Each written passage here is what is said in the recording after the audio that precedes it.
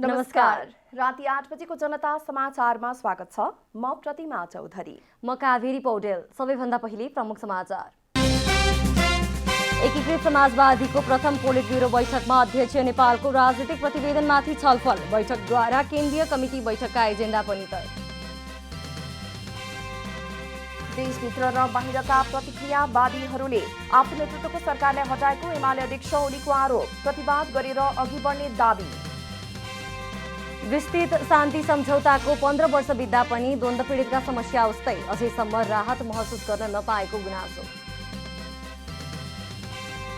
रुसद्वारा युक्रेनको Kyiv, Mariupol लगायतका शहरमा अल्पकालीन युद्धविरामको घोषणा। सर्वसाधारणलाई सुरक्षित स्थानतर्फ जान सहयोग गरिने। र श्रीलङ्का भ्रमणमा रहेको नेपाली क्रिकेट टोलीद्वारा पहिलो अभ्यास खेलमा श्रीलङ्का नेभी 111 रनले पराजय।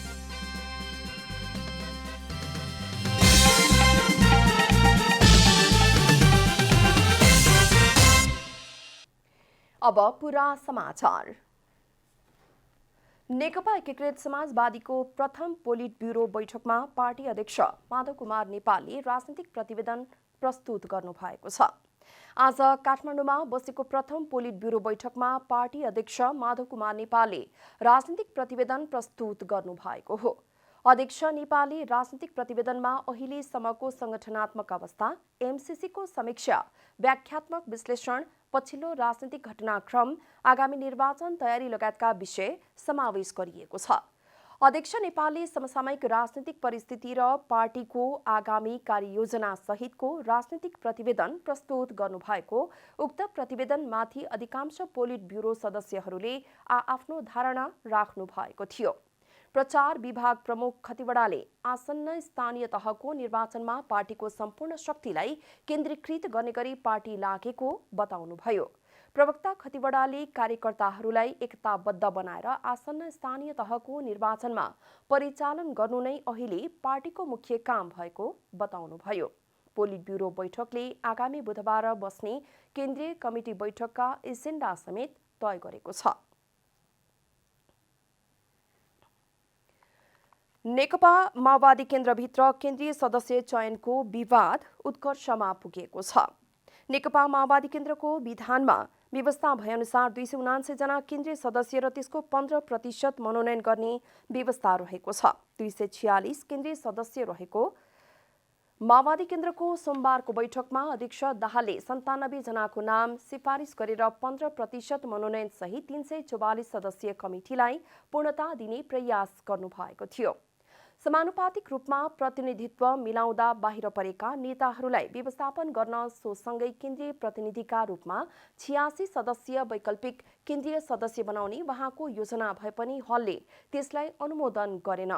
फलस्वरूप वैकल्पिक केन्द्रीय सदस्य गठनको प्रयास र केन्द्रीय कमिटीलाई पूर्णता दिने प्रयास विफल भए पनि 53 केन्द्रीय सदस्य थप गर्दै बैठक सकिएको छ। अब 47 केन्द्रीय सदस्य माओवादी केन्द्रले थप गर्नेछ। माओवादी केन्द्रभित्र एमसीसीका विषयमा नेताहरू विभाजित भएपछि स्थानीय चुनाव अघि पार्टीको एउटै आवाज बनाएर जाने निर्णय समेत बैठकले गरेको छ।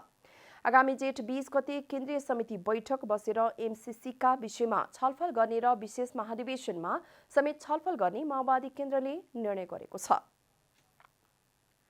एमसीसीको एजेन्डामा उठेका केही विषयहरू थिए, आशंकाहरू थिए, त्यसमा छलफल बहस गर्ने कुराहरू थिए। त्यो कुरालाई हामीले एउटा समझदारी बनाएर यसको छलफल बहस जेठको 20 गते बस्ने केन्द्रीय समितिमा गर्ने भनेर त्यति बेलासम्मको लागि सबै एजेन्डालाई हामीले स्थगित गर्यौं। माओवादी केन्द्रभित्र पदाधिकारीमा समेत आकांक्षीको व्यवस्थापन पेचिलो भएसँगै पदाधिकारी गठनलाई स्थगन गर्दै अहिलेलाई निर्वाचन केन्द्रित कार्यदल गठन गरेर अगाडि बढ्ने भएको छ। नेकपा माओवादी केन्द्रले आन्तरिक लोकतन्त्रलाई संकुचन गरेको छ। अध्यक्ष पहिले नै घोषणा गरेर पछि केन्द्रीय सदस्य तोक्दा उनीहरूले अध्यक्षमा इच्छा राख्ने अवस्था नै बन्न सकेन। नेकपा माओवादी केन्द्रको विधानमा व्यवस्था भएअनुसार 279 केन्द्रीय सदस्य र त्यसमा 15% मनोनयन गर्ने व्यवस्था छ। मनोनयन हुने केन्द्रीय सदस्य र 279 भित्रका बाँकी 53 केन्द्रीय सदस्यको नाम माओवादी केन्द्रले टुङ्गाउनेछ। 246 केन्द्रीय सदस्यको मात्रै उपस्थितिमा पुस 19 गते बसेको केन्द्रीय कमिटी बैठकले पुष्पकमल दाहाललाई अध्यक्ष घोषणा गरेको थियो, जसले बाँकी रहेका केन्द्रीय सदस्यको अध्यक्षमा इच्छा जनाउने बाटोलाई रोकेको हो। महाधिवेशनले 279 जना चुन्नुपर्ने हो। 279 जना मध्ये 247 जना चुनेर जसले अध्यक्षको निर्वाचन गर्यो भन्दा सामान्यतया अब केही मतदाताहरू छुटिरहेका हुन्छन्। रियल लाइफमा अरू चाहिँ जेनरल इलेक्सनमा पनि त्यस्तै पार्टीभित्र केही मतदाताहरू छुट्न जानु हो। सबै पुरा गर्न पाएको भए राम्रो हुन्थ्यो, पुरा गर्न सकिएन। तर 279 मा 247 भनेको पर्याप्त सङ्ख्या हो। महाधिवेशनबाट पूर्णता पाएको भए सबैलाई अवसर हुने भए पनि त्यो पूरा हुन सकेन। महाधिवेशनमा जति चुनिए त्यो टुङ्गियो। अब महाधिवेशनले टुङ्गिएको भए उनीहरू पनि अध्यक्षमा लड्न पाउँथे। अब त पछि आयो नि त, पछि आउनेले त्यो अधिकारबाट त वञ्चित भए नि। लोकतन्त्रको अभ्यास हुँदैछ नि नेपालमा, अझै पूर्ण भइसकेको छैन। पूर्ण लोकतन्त्रको लागि हामी लडिरहेछौँ, सङ्घर्ष गरिरहेछौँ, समाजवाद ल्याउनुपर्छ भनेर अगाडि बढिरहेछौँ। होइन, यो कुरा त्यो सत्य हो के र, तर हो कस्तो भन्नुहुन्छ भने अब कतिपय खुलाको विषय टुङ्गिसकेका थियो। त्यो हो खुला अन्तर्गत समानुपातिक, जुन समानुपातिक समावेशी ढङ्गबाट जुन हामीले लियौँ, दलित, महिला, मधेसी, मुस्लिमलाई विशेष अधिकार जुन दिएको थियो, विशेष अधिकार अन्तर्गत केही कम्युनिटीहरूलाई त्यहाँ छान्न बाँकी थियो। त्यसो मात्रै हो, खास खुलामा आउने त हामी टुङ्गिसकेका थियौँ। पार्टीभित्र आन्तरिक लोकतन्त्र कमजोर हुँदा त्यस पार्टीका नेताहरूको आफ्नै व्याख्या छ। होइन, त्यो त स्वाभाविक हो, कुरा उठ्नुपर्छ र त्यो भएको त्यस्तै घटनाहरू पनि हो। तर भए पनि अहिलेको परिस्थितिमा पूर्णता दिने सबै चिजहरूमा चाहिँ हामी लागि परेकै देखिन्छ नेताहरू। होइन, हामीहरू पनि आफ्नो भूगोलमा आफ्नो समस्या निर्वाचनदेखि लिएर सबै काम भएकोले त्यतातिर पनि व्यस्त छौँ। तर भए पनि सल्लाह सुझाव चाहिँ हुनुपर्दथ्यो, उठबस चाहिँ गर्नुपर्ने थियो। त्यो चाहिँ नभएको जस्तो अलि अपुरो खालको चाहिँ देखिन्छ। 19 गते अध्यक्ष कमरेडलाई हामीले सर्वसम्मत ढङ्गले चुन्दाखेरि हामी 236-43 जनाले त हामीले चुनेकै हो त होइन। त्यो थियो हाम्रो कतिपय पठाउनु भएको थियो, कतिपय अड्केको थियो। अब 8-8 दिन हामीले राष्ट्रिय सम्मेलनलाई महाधिवेशनमा परिणत गरेका थियौँ। 8-8 दिन हामीलाई बाध्यता थियो, हल पैसा थिएन, हलमा पनि धेरै अब बुकिङ हाम्रो समय सकिएको थियो। त्यस कारणले चाहिँ अब हामीले त्यसलाई चाहिँ सक्नु थियो, तत्कालै नै हुने थियो हाम्रो त्यो बेला नै। आन्तरिक लोकतन्त्र कमजोर बन्दा पार्टी संस्थागत रूपमा स्थापित बन्न नसक्ने असफल प्रयास भने दलहरूले पटक पटक प्रयोग गर्दै आएका छन्। क्यामेरामा प्रदीपमान सिंहका साथ विकास पौडेल, काठमाडौँ। प्रमुख प्रतिपक्षी दल नेकपा एमालेका अध्यक्ष केपी शर्मा ओलीले देशभित्र र बाहिरका प्रतिक्रियावादी शक्तिहरू मिलेर आफू नेतृत्वको सरकारलाई हटाएको बताउनु भएको छ। अध्यक्ष ओलीले एमाले नेतृत्वको सरकार ढलाउन संसारभरका प्रतिक्रियावादी एक भएको भन्दै उनीहरू विरुद्ध प्रतिवाद गरेर अघि बढ्न पार्टीका नेता कार्यकर्ताहरूलाई निर्देशन दिनुभयो। पार्टी निकट मानवाधिकारवादीहरूको संगठन मानवाधिकार एलायन्सको 5औं राष्ट्रिय महाधिवेशनलाई सोमबार पोखरामा उद्घाटन गर्दै उहाँले एमाले नेतृत्वको सरकारले राम्रो काम गर्दा गर्दै प्रतिक्रियावादीहरू मिलेर ढालिदिएको बताउनुभयो। एउटा स्याहार गराउँछ हाम्रा विरुद्ध अनि सबै स्याहार ठाडोगाँडी लगाएर गुरु गर्छ। त्यसको हामीले वैचारिक र व्यवहारिक ढङ्गले जवाब दिनुपर्दछ। त्यसका निम्ति तपाईँहरूले विचार चाहिँ लिनुभएको छ, तपाईँहरूको अर्गनाइजेसन भइसकेको छ। अब यस अर्गनाइजेसनलाई प्लान्ड वेमा एक्टिभेट गर्नुपर्छ, गतिशील गर्नुपर्छ। यस पक्षमा प्लान्ड वेमा योजनाबद्ध ढङ्गले गतिशील बनाउनुहोस्। पार्टी तपाईँहरूको साथ छ। अध्यक्ष ओलीले नेकपा एकीकृत समाजवादीका अध्यक्ष माधव कुमार नेपाललाई हाडी घोप्टेको संज्ञा दिनुभयो। मानवाधिकारको रक्षामा आफ्नो पार्टी विश्वभरिकै अवधारणा भन्दा अगाडि रहेको उहाँको दावी थियो।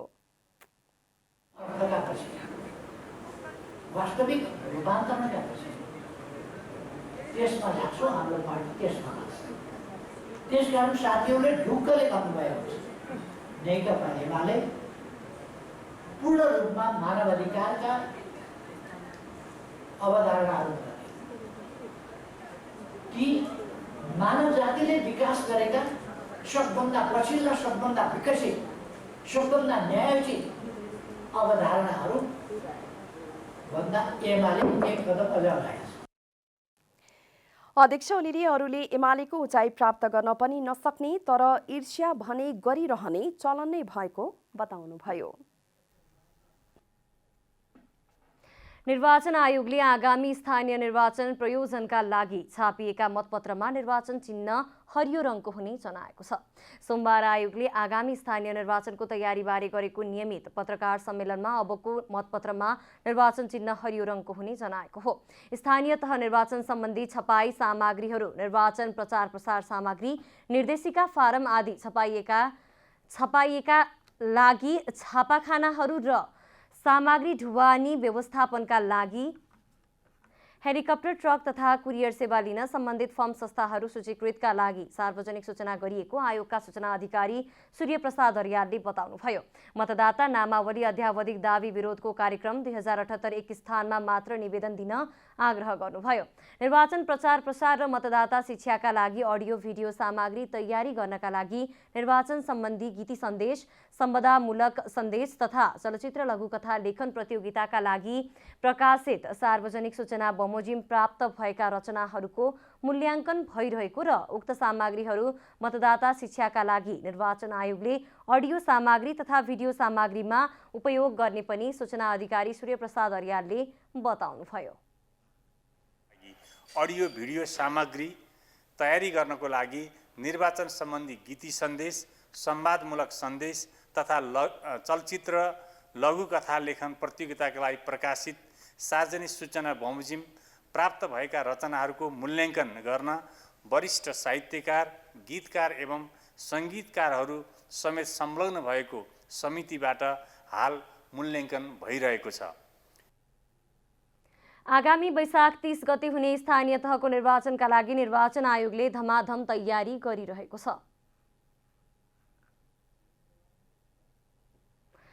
चिकित्सा शिक्षा आयोगका उपाध्यक्ष प्राध्यापक डाक्टर श्रीकृष्ण गिरीले विराटनगर स्थित नोबल मेडिकल कलेजमाथि कारबाही हुने बताउनु भएको छ।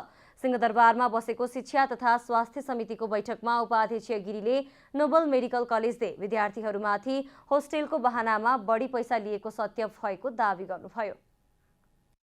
सोमबार सिंहदरबारमा बसेको शिक्षा तथा स्वास्थ्य समितिको बैठकमा बोल्दै चिकित्सा शिक्षा आयोगका उपाध्यक्ष प्राडा श्रीकृष्ण गिरीले नोबेल मेडिकल कलेजलाई पटक पटक ध्यानाकर्षण गराए पनि कलेजले अटेरी गरेको भन्दै अबको विकल्प कारबाही भएको बताउनु भएको छ। उहाँले छात्रावास उचित भए पनि छात्रावासमा बस्न मात्रै विद्यार्थी भर्ना नभएको बताउनुभयो।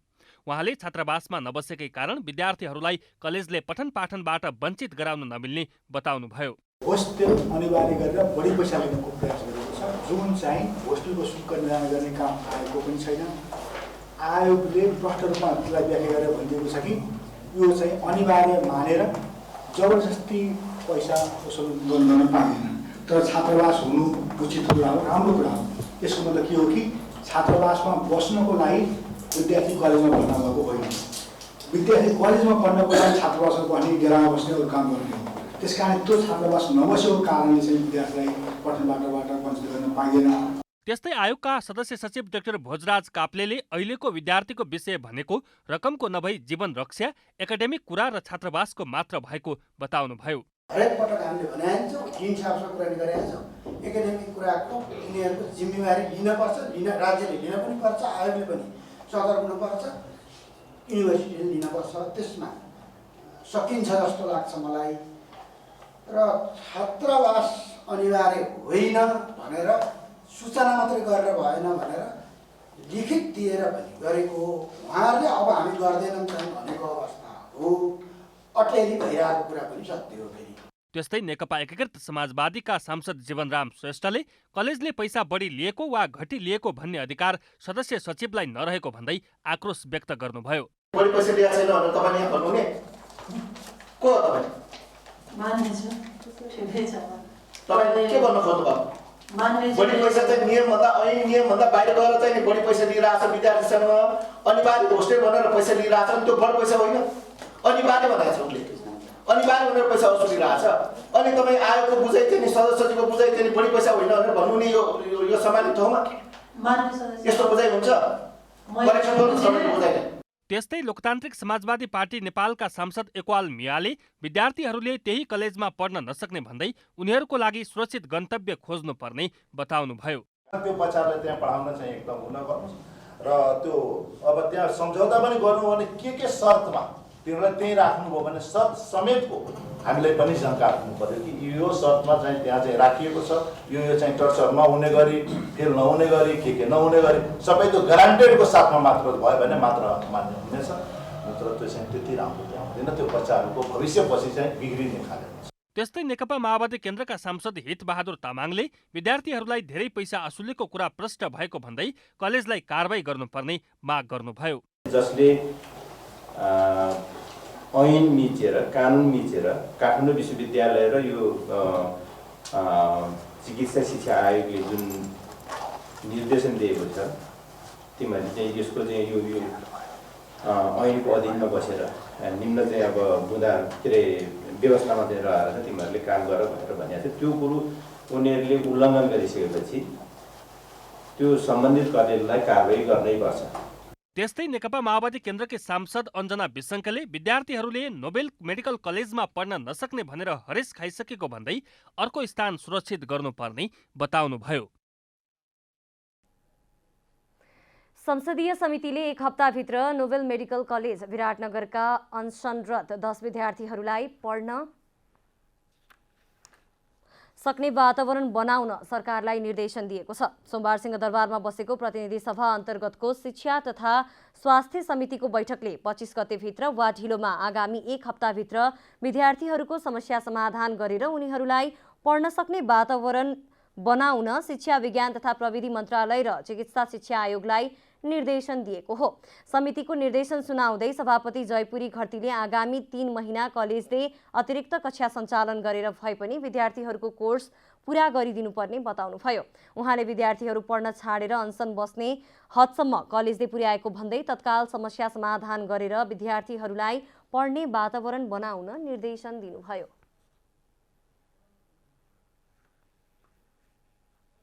विद्यार्थीहरूलाई जसरी हुन्छ त्यो कलेजमा वातावरण सिर्जना गरेर हुन्छ भने एक हप्ताभित्र तिनलाई त्यहाँ क्लास जोइन हुने गरिकन आयोगले त्यहाँ पहल लिनुपर्छ, मन्त्रालय लिनुपर्छ, हाम्रो त्रिभुवन विश्वविद्यालय पनि लिनुपर्छ।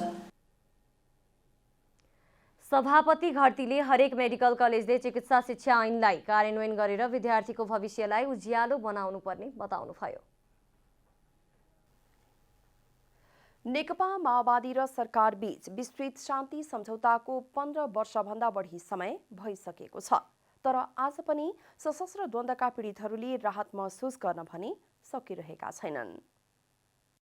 विस्तृत शान्ति सम्झौता भएको 15 वर्ष बितिसक्दा पनि सशस्त्र आन्दोलनको नेतृत्व गरेको माओवादीले आज पनि शान्ति सम्झौताका बाँकी काम टुङ्ग्याउने बारे बेला बेलामा आवाज उठाउँदै आइरहेको छ। तर द्वन्द्वकालका पीडितहरूले न्यायको लागि जति नै ढोका ढकढकाए पनि अझै राहत भने पाउन सकिरहेका छैनन्। अन्तर्राष्ट्रिय नारी दिवसको सम्बन्धमा सोमबार काठमाडौँमा आयोजित एक कार्यक्रममा द्वन्द्वकालमा भएका महिला शोषणका घटना र लैङ्गिक समानताबारे सरकारवालाहरूले बहस गरेका छन्। द्वन्द्वकालीन समयमा धेरै महिला तथा बालबालिका मात्र नभई पुरुषहरू पनि शोषणमा परेको र उनीहरूको विषयमा पनि आवाज उठाउनु पर्ने महिला अधिकार कर्मीको भनाइरहेको छ। महिला सांसदहरूलाई ल्याएर यहाँ जवाफदेही बनाउन खोज्नु भएको छ, प्रतिबद्धता खोज्नु भएको छ, झकझकाउन खोज्नु भएको छ र हामीलाई नै पनि जवाफदेही बनाए तिमीहरू के गर्दैछौ भनेर सोध्नु भएको छ।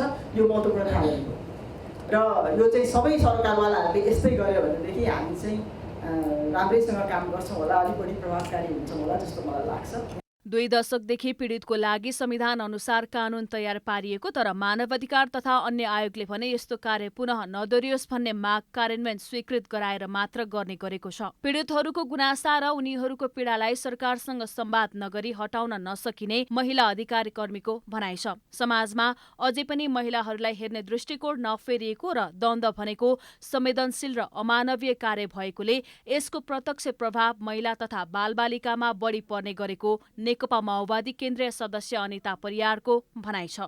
द्वन्द्व भन्ने कुरा आफैमा पनि संवेदनशील र अमानवीय हो, किनभने शान्ति तथा चाहिँ पुनर्निर्माणको चाहिँ सिलसिलामा द्वन्द्वको परिभाषा गरिरहँदाखेरि त्यति सहज र त्यति सरल हुँदैन र अझ त्यसले पार्ने प्रभाव र क्षतिका कुरा त तपाईँ हामीले सम्झिँदा पनि हाम्रो आङ सिरुङ्ग हुन्छ। त्यस्तै नेकपा एकीकृत समाजवादी पार्टीका प्रतिनिधि सभा सदस्य समिना हुसेनले सशस्त्र द्वन्द्व पीडितको शारीरिक चोट निको भए तापनि मानसिक पीडा अझै रहेको र यसलाई हेर्ने राज्यको जिम्मेवारी रहेकाले बलात्कृत महिलाबाट जन्मिएका बालबालिकाको नागरिकताका सम्बन्धमा राज्य गम्भीर बन्न आवश्यक रहेको बताउनु भएको छ। सशस्त्र द्वन्द्वले चाहिँ यो यति ठुलो प्रभाव पार्यो महिला र बालबालिकाहरूमाथि। शारीरिक चोटहरू त निको भएर गइसके के हराइसके होला नि है, कतिका छैनन् हराएको अहिले पनि, तर मानसिक चोट छ नि, मानसिक पीडा भन्छ नि त्यसलाई, त्यो चाहिँ अहिले पनि यो वर पिपलको जरा हुन्छ नि गाडेर बसेको 100, 200, 500 वर्षसम्म बस्ने हो, त्यस्तो खालको जरा गाडिएर बसेको छ। तर 2062-63 सालको राजनीतिले पूर्णता नपाएको र यो समस्या राष्ट्र र सबै राजनीतिक दलको भएकोले यस विषयमा सबै पक्षले आवाज उठाउनुपर्ने नेपाली कांग्रेस संसदीय दलकी सचेतक पुष्पा भुसालको भनाइ छ। प्रतिनिधित्वको सुनिश्चितता पनि भइसकेको छ र पार्टीभित्र भातृ संस्था भगिनी संस्था पनि रहेको हुनाले यो मुद्दालाई राष्ट्रिय मुद्दाको रूपमा अब बहस अगाडि गरेर यसलाई समयमा व्यवस्थापन गर्न जरुरी छ। सामाजिक न्याय र लैङ्गिक समानता दिगो विकासको सुनिश्चितता भन्ने राष्ट्रिय नाराका साथ आयोजित कार्यक्रममा डाक्टर मन्दिरा शर्मा, अधिवक्ता करुणा पराजुली, सुशीला चौधरी लगायतले महिला अधिकार, सामाजिक न्याय र लैङ्गिक समानता बारे राज्य र गैर राज्य पक्षले गर्नुपर्ने कार्यबारे प्रकाश पार्नु भएको थियो। क्यामेरामा जयराज थपलियाको साथमा आरती पन्त, काठमाडौँ।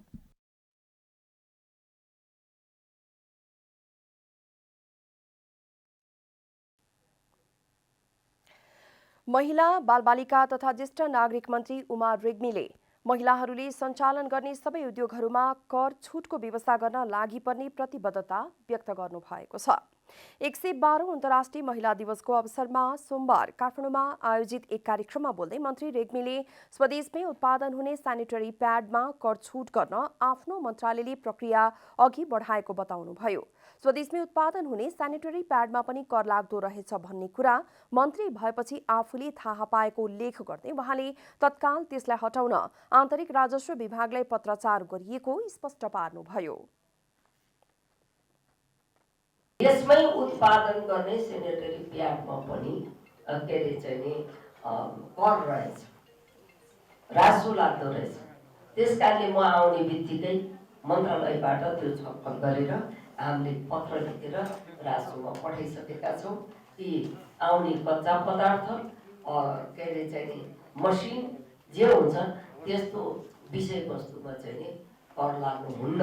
महिलाहरूले चाहिँ नि गर्ने जुन उद्यमशीलता छ, उद्योग छ, त्यसमा चाहिँ नि यति प्रतिशत छुटको व्यवस्था गरेर त्यो गर्नुपर्छ। मन्त्री रेग्मीले महिलाहरूलाई कुनै पनि अवसरबाट वञ्चित नगर्न पटक पटक आग्रह गर्नुभयो। बल र बुद्धि सबै क्षेत्रमा अगाडि रहेका महिलाहरूलाई अवसरबाट वञ्चित गरे समतामूलक समाज निर्माण गर्न नसकिने उहाँको तर्क थियो। परराष्ट्र मन्त्री डाक्टर नारायण खड्काले नेपालमा छिट्टै उच्चस्तरीय भ्रमण हुने बताउनु भएको छ। परराष्ट्र मन्त्री खड्काले सोमबार सिंहदरबारमा पत्रकार सम्मेलन गरी विदेशबाट छिट्टै राष्ट्र प्रमुख वा प्रधानमन्त्री तहको उच्चस्तरीय भ्रमण हुने जानकारी दिनुभयो। तर भ्रमण कसको हुने भन्ने समय आएपछि मात्रै जानकारी गराउने उहाँको भनाइ थियो। मन्त्री खड्काले खास समय आएपछि सो उच्चस्तरीय भ्रमणबारे पत्रकारहरूलाई आफूले जानकारी गराउने पनि स्पष्ट पार्नुभयो। चीनसँगको नाका खुलाउने विषयमा छलफल भएको र त्यो छिट्टै खुल्ने विश्वास समेत उहाँले व्यक्त गर्नुभयो।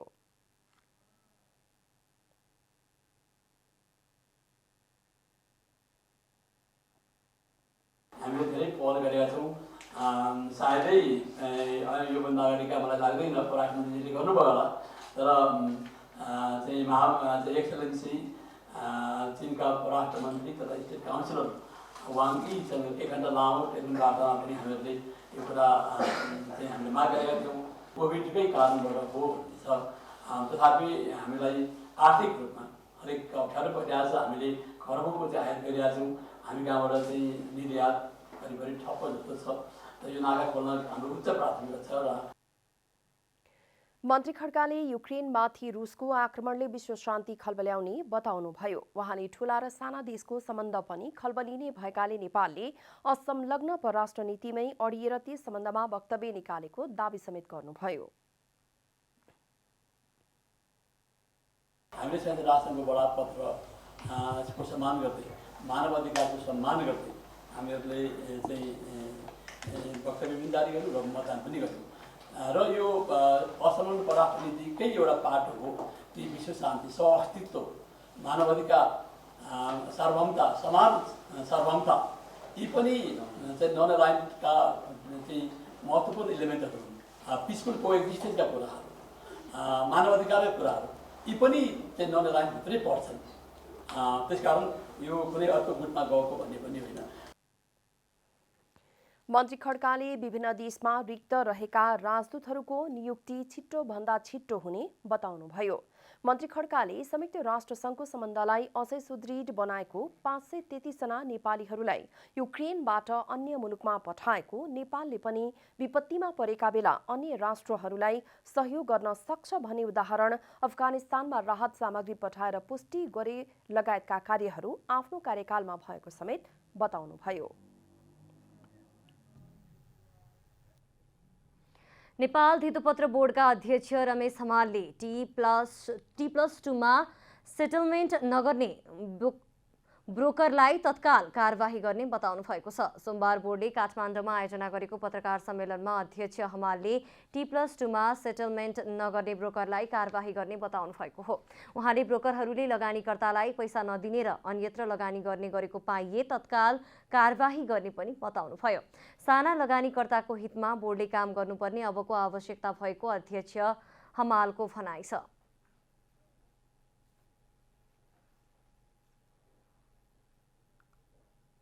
साना लगानीकर्ताहरूलाई कसरी प्रोटेक्ट गर्ने, कुनै पनि इस्युमा होस् या मार्केटको नियमावलीमा होस् या हाम्रो सुपरभिजनमा होस् सर्भिलेन्समा होस्, सबै कुरा चाहिँ हाम्रो केन्द्रित केमा हुनु पर्यो भने साना लगानीकर्ताहरूलाई चाहिँ अप्ठ्यारो पर्ने ठगिने अवस्था नहोस्।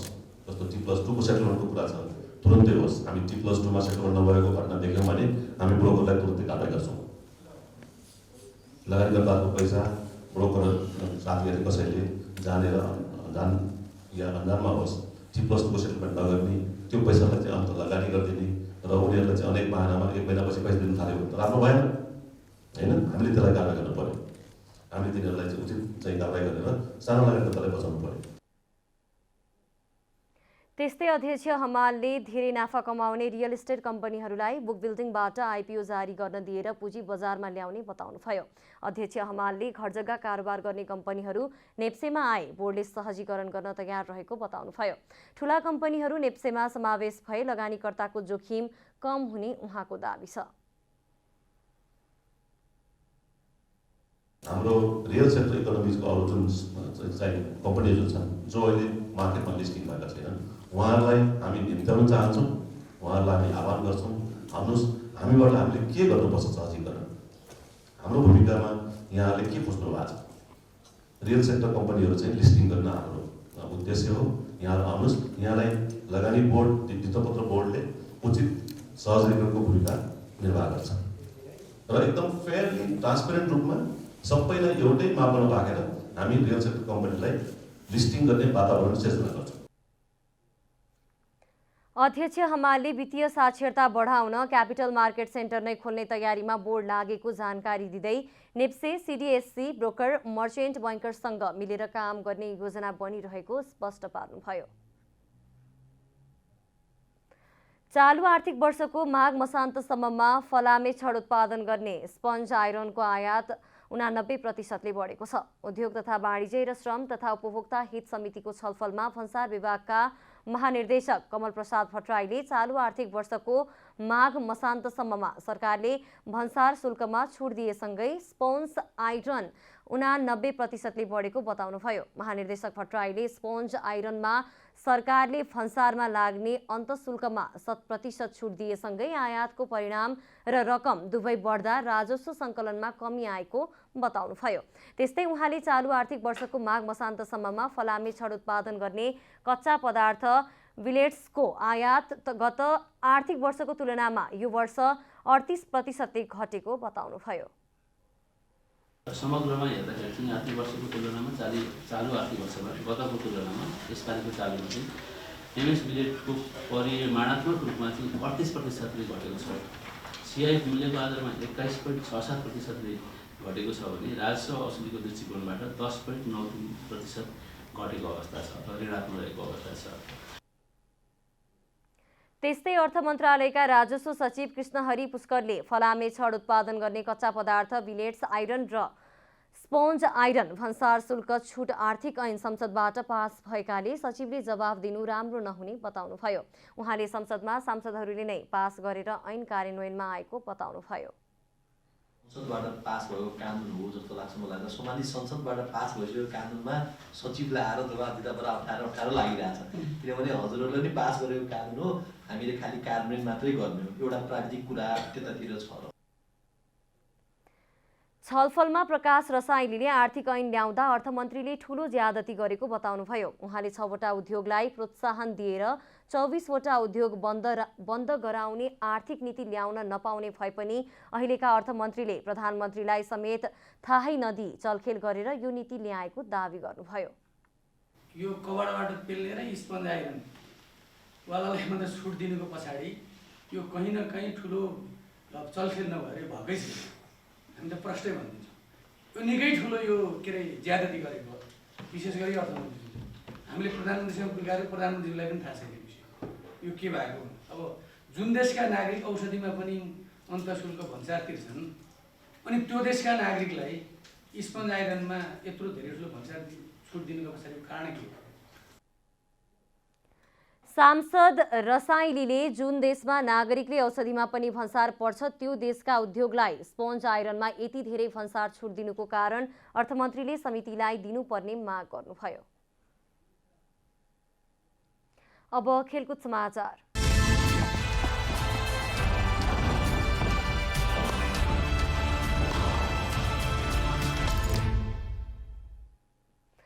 श्रीलङ्का भ्रमणमा रहेको नेपाली क्रिकेट टिमले पहिलो अभ्यास खेलमा श्रीलङ्का नेभीलाई पराजित गरेको छ। 50 ओभरको पहिलो अभ्यास खेलमा नेपालले श्रीलङ्का नेभीलाई 111 रनले पराजित गरेको हो। नेपालले दिएको 215 रनको लक्ष्य पछ्याउने क्रममा श्रीलङ्का नेभी 28.5 ओभरमा अल आउट हुँदै 103 रनमा सीमित भएको छ। श्रीलङ्का नेभीका लागि एम मधुशङ्काले सर्वाधिक 39 रनको योगदान गरेका छन्। नेपालका लागि कप्तान सन्दीप लामिछानेले सर्वाधिक 3 विकेट लिएका छन्। ज्ञानेन्द्र मल्ल र विक्रम सोबले 2-2 विकेट लिएका छन्। सागर ढकाल, कमल सिंह ऐरी र करण केसीले 1-1 विकेट हात पारेका छन्। यसअघि टस जितेर पहिले ब्याटिङ गरेको नेपालले 37.1 ओभरमा अल आउट हुँदै 214 रन जोडेको छ। आइसिसी पुरुष विश्वकप क्रिकेट लिग 2 अन्तर्गत सिरिजको तयारीका लागि नेपाली टोली श्रीलङ्का गएको हो। अब मौसम समाचार।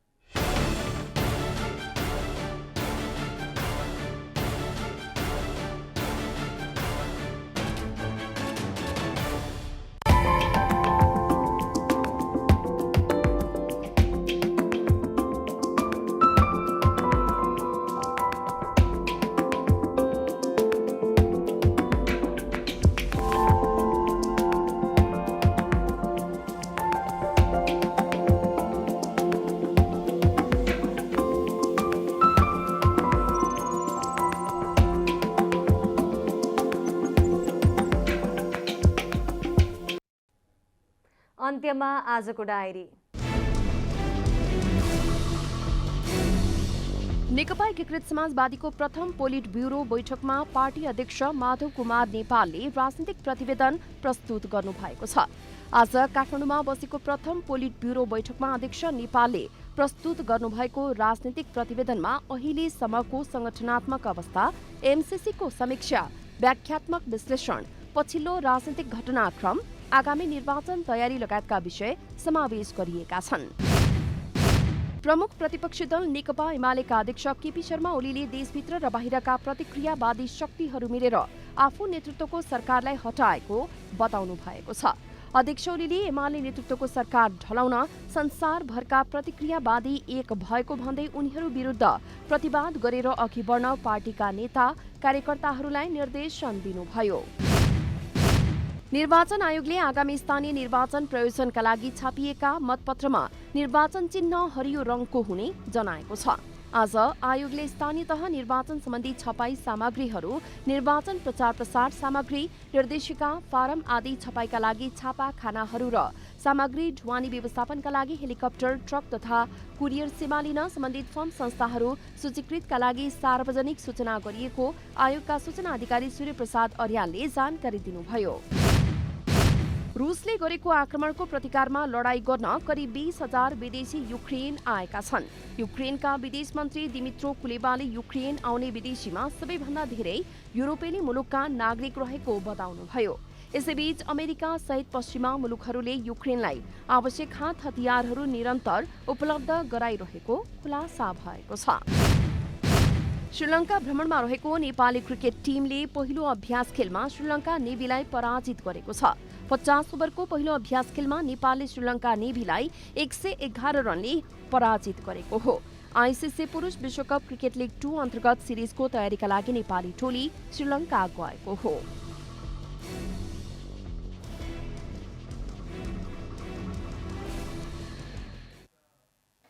जनता समाचार अहिलेलाई यति नै।